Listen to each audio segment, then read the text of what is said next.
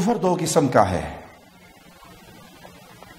ایک وہ کفر بواہ، حقیقی کھلا کفر جس سے انسان ملت سے خارج ہو جاتا ہے، مسلمان باقی نہیں رہتا، اور بعض دفعہ یہ لفظ کفر کا بعض گناہوں پر بھی بولا گیا ہے، اور جب یہ گناہوں پر بولا جائے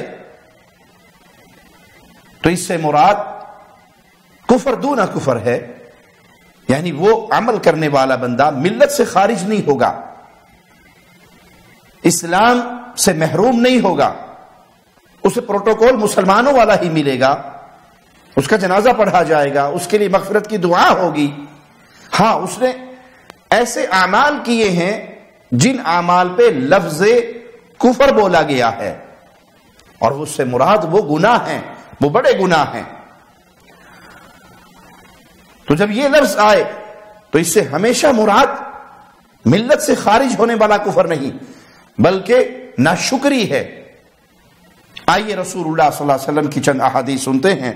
صحیح مسلم میں حدیث نمبر 67 ابو ہریرہ رضی اللہ عنہ وارضاہ بیان کرتے ہیں کہ رسول اللہ صلی اللہ علیہ وسلم نے فرمایا، اثنتان فی الناس ہما بہم کفر، دو چیزیں لوگوں میں ایسی ہیں جو ان کے حق میں کفر ہیں۔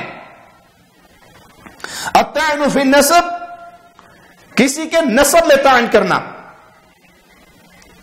اور یہ بیماری عام ہے، الا من رحم ربی، دوستی کرتے ہوئے، رشتہ داری کرتے ہوئے، معاملات کرتے ہوئے سب سے پہلے ساتھ پوچھیں گے، نسب پوچھیں گے، اور پھر اس میں طعن کریں گے، تم تو ایسے ہو، تم ایسے ہو، تم ایسے ہو، تمہاری ذات ایسی ہے، تمہاری ذات ایسی ہے۔ یہ اہل ایمان کے لیے لائق نہیں ہے، یہ گناہ والا معاملہ ہے۔ وہ نیاحت علی المیت، اور میت پہ نوحہ خوانی اور بین کرنا۔ اب ان دونوں گناہوں کو رسول اللہ صلی اللہ علیہ وسلم نے کفر کہا ہے، لیکن اس سے مراد گناہ ہے، اس سے مراد ناشکری ہے، اس سے مراد ملت سے نکل جانے والا کفر نہیں کہ یہ بندہ کافر ہو گیا اور ملت سے خارج ہو گیا۔ سیدنا ابن عباس رضی اللہ عنہما بیان کرتے ہیں کہ رسول اللہ صلی اللہ علیہ وسلم نے فرمایا، رأیت النار فَإِذَا أَكْثَرُ أَهْلِهَا النِّسَاءُ يَكْفُرْنَ، میں نے دوزخ کو دیکھا تو دوزخ کے اندر اکثریت میں نے عورتوں کو دیکھی کیونکہ وہ کفر کرتی ہیں۔ لوگوں نے کہا کیا وہ اللہ کے ساتھ کفر کرتی ہے؟ کفر سے مراد تو اللہ کے ساتھ کفر کرنا، کافر ہو جانا، ملت سے خارج ہو جانا، کیا اس سے یہ مراد ہے کہ وہ اللہ کے ساتھ کفر کرتی ہیں؟ آپ نے فرمایا یکفرن العشیر، بلکہ وہ اپنی خاوند کی ناشکری کرتی ہیں۔ یہ گناہ ہے، لفظ اس پہ بھی کفر کا بولا گیا ہے، لیکن اس سے مراد ملت سے خارج ہو جانے والا، ملت سے خارج کر دینے والا کفر نہیں ہے، اللہ کے ساتھ کفر نہیں ہے، بلکہ اس نعمت کی ناشکری ہے، یہ اپنے خاوند کی ناشکری کرتی ہیں۔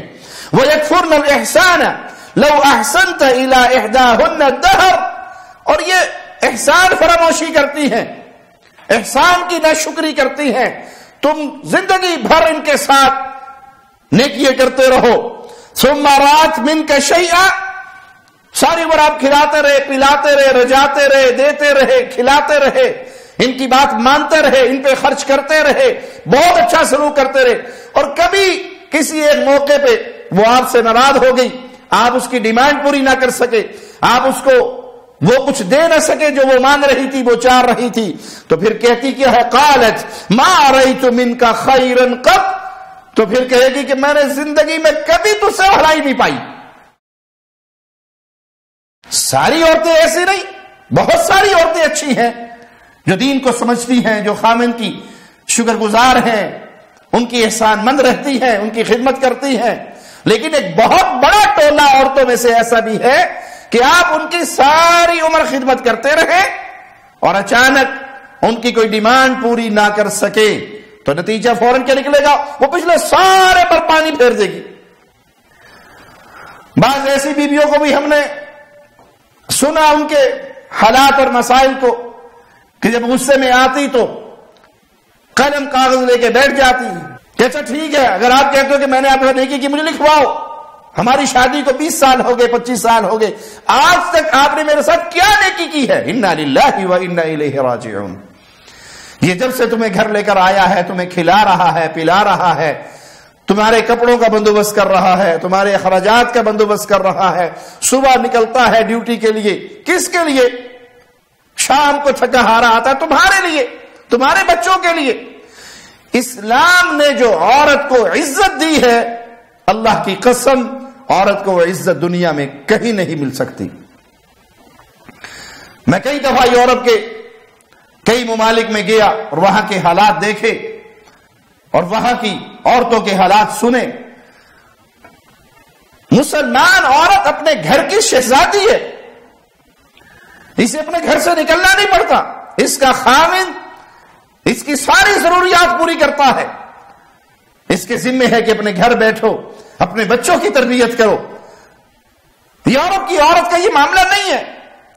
مغربی معاشرے کی طرف جدھر آپ دیکھ رہے ہیں رالے ٹپکا رہے ہیں، آنسو بہا رہی ہیں، وہاں عورت ایک ٹیشو پیپر ہے جسے استعمال کیا جائے گا اور پھینک دیا جائے گا۔ وہاں آپ صرف ایک نام سے پہچانی جائیں گی، گرل فرینڈ، بس، اس کے بعد کچھ نہیں ہے۔ عمر کے ایک حصے تک اس نام سے آپ کو استعمال کیا جائے گا اور پھر اولڈ ہاؤس میں دھکا دے دیا جائے گا۔ وہاں کوئی دادی نہیں ہوتی، وہاں کوئی نانی نہیں ہوتی، وہاں کوئی خالہ نہیں ہوتی۔ تو اس لیے اللہ کے لیے اسلام کی دی ہوئی عزت کو پہچانیے، اپنے خامدوں کا شکر ادا کیجئے تاکہ آپ کثرت سے جنت میں جائیں۔ وگرنہ رسول اللہ صلی اللہ علیہ وسلم نے اس گناہ کی بنیاد پہ بتا دیا کہ تم خامن کی ناشکری، احسان فراموشی کی وجہ سے اس گناہ کی بنا پہ جہنم کے اندر کثرت سے ہوں گی۔ اللہ سے دعا ہے اللہ ہمیں اہل جنت میں شامل فرمائے اور اہل جہنم میں ہمیں شامل نہ فرمائے۔ اپنی رحمت سے، اپنے فضل سے، اپنے کرم سے ہم سب کو جہنم پہ حرام کر دے ہمارے چہروں کو اور ہمیں اہل جنت میں شامل فرما لے۔ اقول قولی ھذا واستغفر اللہ لی ولکم ولسائر المسلمین۔ شب گریزاں ہوگی آخر جلوائے خورشید سے، یہ چمن معمور ہوگا نغمائے توحید